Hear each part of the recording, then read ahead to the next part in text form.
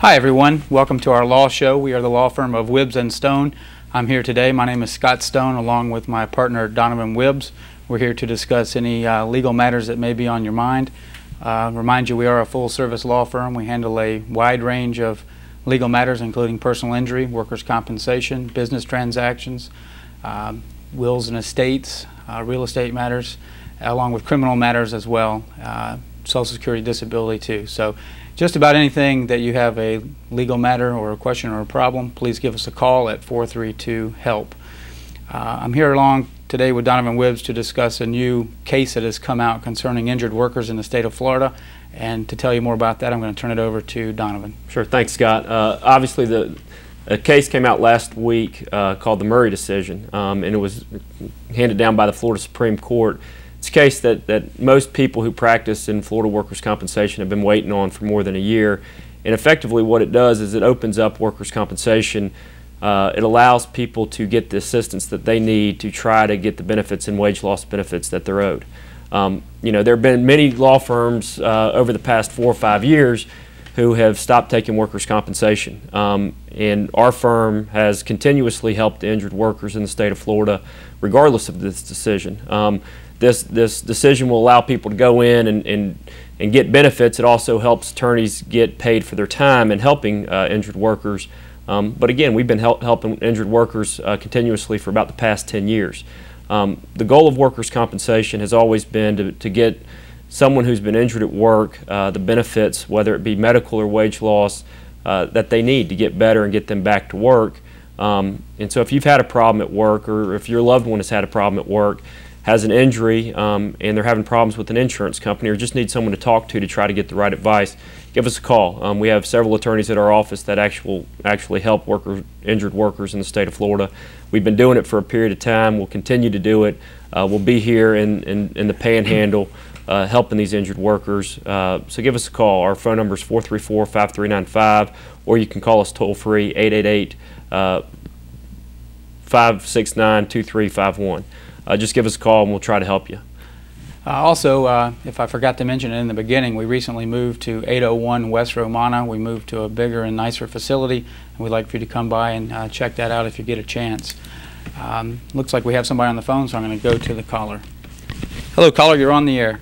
Hi, I have a workers' comp question, please. All right, what do you have? I was hurt at work in 2006, and my family and I want to move out of town, but can I still get workers' comp benefits if we move out of town to another state? Yes, ma'am. I'll answer the call. I'm going to put you on hold and answer it. If you have any questions, give us a call at work tomorrow, okay? Okay, thank you. Sure.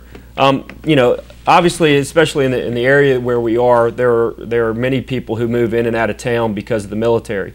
If you or your loved one's been hurt at work and you have to move for whatever reason, you're permitted to do that, and workers' compensation will transfer with you regardless of what state you move to. They have to provide a doctor to get you the medical treatment, even if you've been treating with a particular doctor for an extended period of time, or you're treating with a specialist. Once you move, workers' comp has to set you up with a doctor wherever you move to, or in the closest area. Your benefits should transfer, your wage loss benefits should transfer, and you know, you can move several different times over the course of your claim. You're not stuck in one particular area in workers' comp in the state of Florida. If you're getting to a new location and you know, before you move, you're concerned about what benefits will transfer with you, give us a call. Again, the number is 850-434-5395 or 432-HELP. And we can help make that transition for you and your family a lot easier. We can coordinate with the insurance company, you know, to make sure that you have a doctor in place once you relocate, and we can make sure that your benefits will continue once you relocate. We can do most everything by phone nowadays. If you have a mediation or a deposition, it might be able to be worked out where you can attend both of those by phone. I have clients in California, I had a client in Alaska. All over the United States, we represent people, and Florida law will continue to control your claim, obviously, once you move. But it's one of those things where it just helps to coordinate all of those benefits with your adjuster, and that's what we do every day. We help people get the benefits that they deserve to get better and try to get back on the right track and get back to work. Now, that being said, they don't always necessarily make it easy for you. And a lot of times the insurance carriers try to dissuade people from moving out because there are things that affect their bottom line. Sometimes there's a fee schedule that applies to the doctors here in Florida, but if you move out of state, that fee schedule may not apply. So sometimes the adjusters give injured workers the impression that it's not something that's allowed and they're going to have to check with their supervisor. That's not the case. As Donovan knows, I have a client that moved up to New Hampshire, and then he made it a situation where he would be in New Hampshire for the summer and then move back down to Pensacola for the winter time, and the adjuster wasn't going to allow that to happen, and then we were able to get involved and make sure that he could do what he wanted. Just because you're injured in Pensacola, Florida, doesn't mean you have to stay here to be able to get your benefits for the rest of your life. If you want to move and you have a problem with the carrier, come see us. Give us a call. We'll be happy to help you with that kind of thing. I've got somebody else on the phone. Let's see if we can answer their question. Hi, caller. You're on the air. Yes, I wanted to ask you guys a question. Okay, what do you have? I just recently had an accident over on Highway 29 and hurt my shoulder, but I had recently, about a year ago, I guess, had rotator cuff surgery on that shoulder, and it's been fine ever since.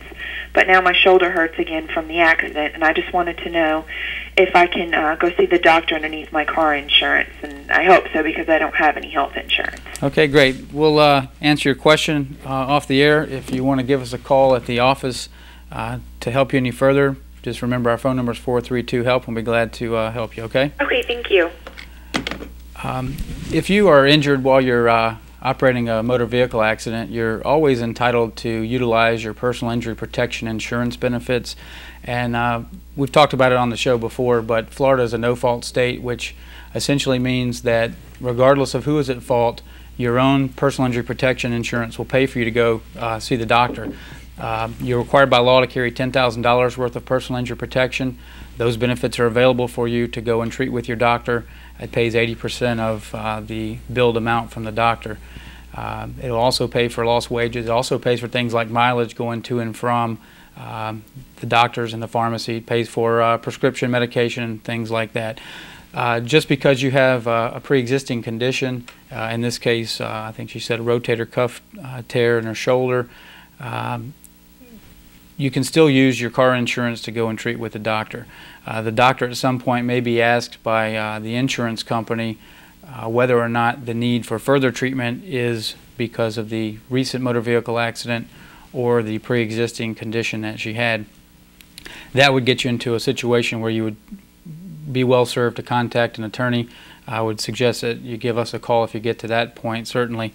But to answer the question, yes, you can use your motor vehicle personal injury protection insurance, PIP for short, to go and see the doctor and treat, and that'll take care of your need to go see the doctor. And Scott, that kind of brings up a larger question. I mean, it's not uncommon, whether it's a car accident claim, a slip and fall claim, a workers' compensation claim, where the injured person will come into our office and they have experienced a prior problem to the part of their body that is injured in this accident.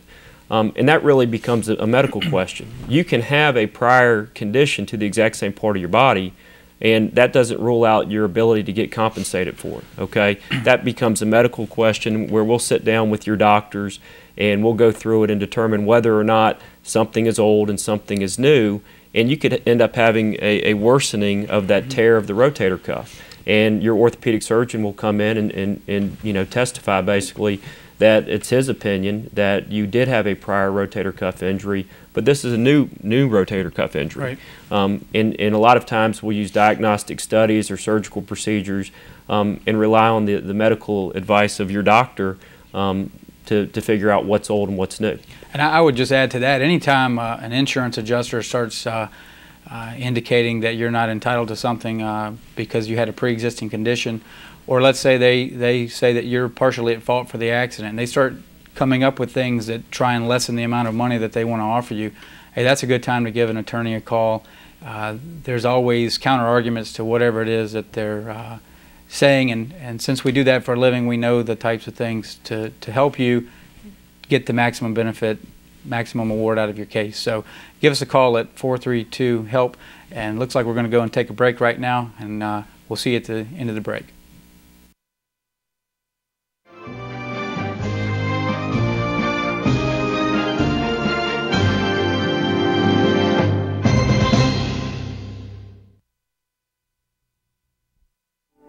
Imagine for a moment that you or your loved one gets injured in a car accident that was not your fault. Now imagine the insurance company calls you and makes you an offer they say is fair compensation for your injuries. But you want a second opinion, so you call Whibbs, Stone. We evaluate your case, and the insurance company's offer is only pennies on the dollar of what you deserve. It happens all the time. Imagine that. Whibbs, Stone. Imagine what we can do.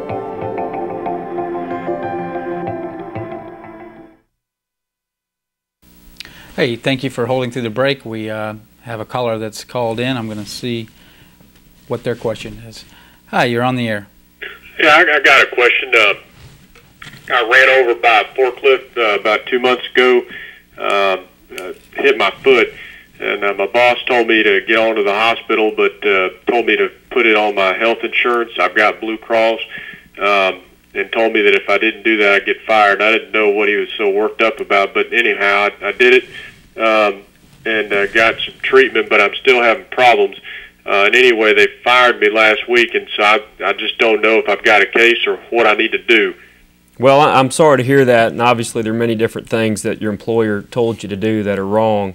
I'm gonna hang up and answer your question, and give us a call tomorrow at work, 432-HELP or 434-5395. And if there's anything that we don't go over right now, just call me tomorrow, and we'll get you in and try to get all that worked out for you. Okay? Thanks for taking my call. Yes, sir. Thank you. You know, Scott, that's something that we deal with all the time in workers' comp, unfortunately.